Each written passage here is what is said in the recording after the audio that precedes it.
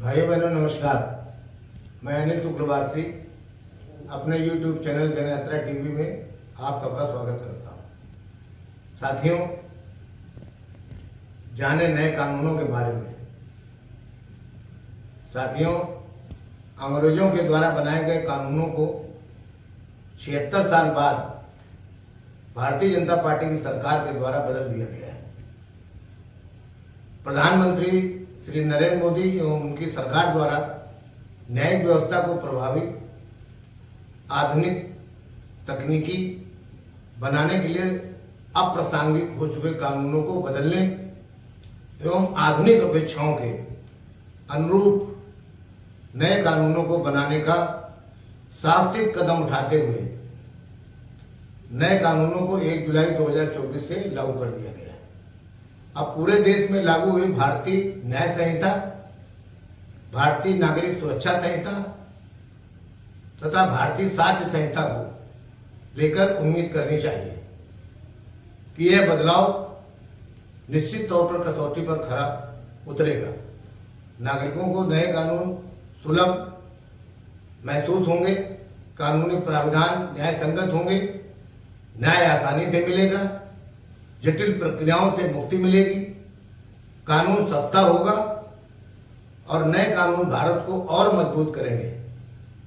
सशक्त भारत को निर्मित करने में इनकी सर्वाधिक सार्थक भूमिका होगी। नए कानून से मुकदमे जल्दी निपटेंगे, जिससे तारीख पर तारीख के दिन लग गए हैं। 3 नए कानून में त्वरित न्याय सुनिश्चित करने के लिए FIR से लेकर फैसले तक को समय सीमा में बांधा गया है। नए कानून में 35 जगह टाइमलाइन जोड़ी गई है। शिकायत मिलने पर FIR दर्ज करने, जांच पूरी करने, अदालत के संज्ञान लेने, दस्तावेज दाखिल करने और ट्रायल पूरा होने के बाद फैसला सुनाने की भी समय सीमा तय हो गई है। माननीय गृह मंत्री श्री अमित शाह जी ने कहा है कि ब्रिटिश शासन में बनाए गए कानूनों का उद्देश्य लोगों को दंड देना था, लेकिन नए कानूनों का उद्देश्य लोगों को न्याय देना है। इन कानूनों को बनाने का मूल उद्देश्य अपराध मुक्त समाज की संरचना करना है। इसीलिए अपराधियों को कड़े दंड देने का प्रावधान किया गया है। उल्लेखनीय है कि भारतीय न्याय संहिता में विवाह का प्रलोभन देकर छल के मामले में 10 साल की सजा, किसी भी आधार पर मॉब लिंचिंग के मामले में आजीवन कारावास, लूटपाट एवं गिरोहबंदी के मामले में 3 साल की सजा का प्राविधान है। आतंकवाद पर नियंत्रण के लिए भी कानून है। किसी अपराध के मामले में 3 दिनों में प्राथमिकी दर्ज की जाएगी तथा सुनवाई के बाद 45 दिनों में फैसला देने की समय सीमा भी निर्धारित कर दी गई है। वहीं प्राथमिकी अपराध एवं अपराधी ट्रैकिंग नेटवर्क सिस्टम के जरिए दर्ज की जाएगी। व्यवस्था की गई है कि लोग थाने जाएं बिना ही ऑनलाइन प्राथमिक दर्ज कर सकें। कोई हर्ज नहीं है कि इन कानूनों के माध्यम से देश में पुलिस सुधार को बल मिलेगा। पुलिस कायदे कानून के तहत काम करने को विवश होगी। अंततः पुलिस को अनुशासित बनाने के साथ साथ कारगर बनाने की ओर देश ने अपने कदम बढ़ा दिए। पुलिस प्रशासन की सफलता इसी में है कि तमाम लोगों को यह महसूस हो कि कानून न्यायपूर्ण ढंग से लागू किए जा रहे हैं। एक पहलू यह भी है कि पुलिस प्रशासन को कुशल और सक्षम बनाने के लिए संसाधनों की कमी आड़े नहीं आनी चाहिए। जिस स्तर की सेवा की उम्मीद लोग पुलिस से कर रहे हैं, उसके लिए सरकारों को पुलिस पर व्यय बढ़ाना होगा। सक्षम और सहयोगी पुलिस हमारे देश के तेज विकास में कारगर होगी। पुलिस को प्रशिक्षित एवं सक्षम बनाने के तंत्र भी नए तरकीबों से विकसित करने होंगे।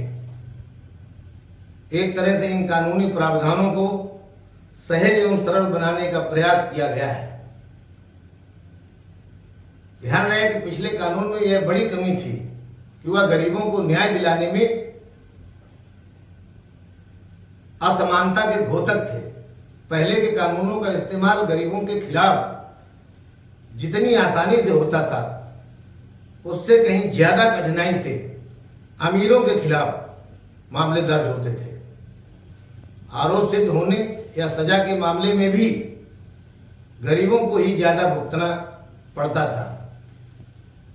ब्रिटिश युग के निर्मम व गरीब विरोधी कानून को समाप्त करने की मांग लंबे समय से हो रही थी।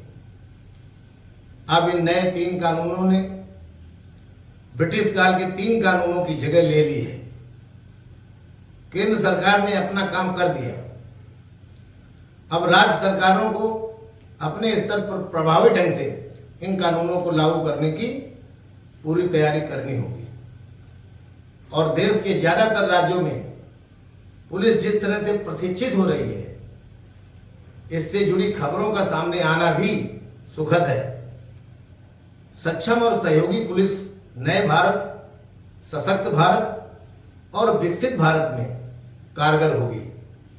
सुप्रीम कोर्ट की व्यवस्था के अनुसार राजद्रोह कानून को हटा दिया गया है, लेकिन राष्ट्रीय एकता, अखंडता एवं संप्रभुता के अतिक्रमण को नए अपराधों की श्रेणी में रखा गया है। अपराधों की जांच पड़ताल को आधुनिक तकनीकी के जरिए न्याय संगत बनाने का प्रयास किया गया है, जिसमें फोरेंसिक साक्ष्य जुटाना भी अनिवार्य है ताकि अपराधी संदेह का लाभ न उठा सके। दूसरी ओर सूचना प्रौद्योगिकी का इस्तेमाल अपराध नियंत्रण में बढ़ेगा। नए कानून के अनुसार मौत की सजा पाए अपराधी को खुद ही दया याचिका दायर करनी होगी। अब कोई संगठन या व्यक्ति ऐसा नहीं कर सकेगा। नए कानून और नई आधुनिक अदालतें आने वाले भारत को और मजबूत करेंगी। नए भारत एवं सशक्त भारत को निर्मित करने में इनकी सर्वाधिक सार्थक भूमिका होगी। अंग्रेजी के स्थान पर हिंदी या स्थानीय भाषाओं में न्याय प्रक्रिया को संचालित करने के लिए भी प्रबंध है। आधुनिक तकनीक का भरपूर इस्तेमाल और इलेक्ट्रॉनिक साक्ष्य को कानून का हिस्सा बनाने से मुकदमों के जल्दी निपटाने का रास्ता आसान होगा। शिकायत, सम्मन और गवाही की प्रक्रिया में इलेक्ट्रॉनिक माध्यम के इस्तेमाल से न्याय की रफ्तार तेज होगी।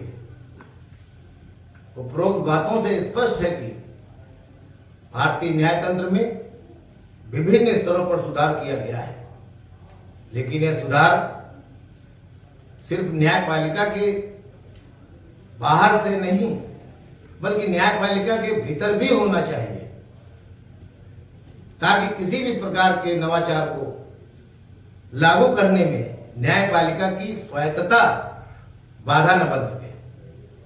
न्याय व्यवस्था में न्याय होना ही काफी नहीं है, न्याय को समय से होना भी जरूरी है। न्याय सिर्फ होना ही नहीं चाहिए, न्याय दिखना भी चाहिए। नए कानूनों, नए कानूनी व्यवस्थाओं में ऐसा होता हुआ दिख रहा है, जो नए भारत को और गतिशील बनाएगा। बहुत बहुत धन्यवाद। यदि आपको मेरा चैनल पसंद आया हो तो इसे लाइक और सब्सक्राइब करना न भूलें। आपका भाई, आपका साथी अनिल शुक्रवार से भूषण।